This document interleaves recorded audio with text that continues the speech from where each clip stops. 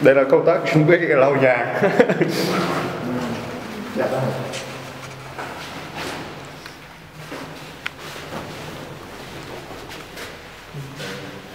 Cái đường lên nhà được cặp cái này quay hả?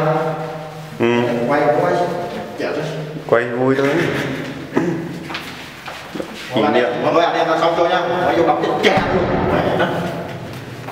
Vô. Mở cửa.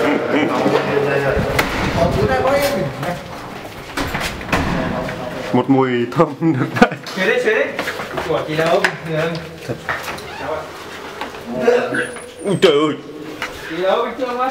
Cô xịt phía ngoài đi. Chưa? Xịt. Xịt đâu? Đục. Chẹt đó. Này có gì đâu ta? Dạ, tôi không mua gì đâu.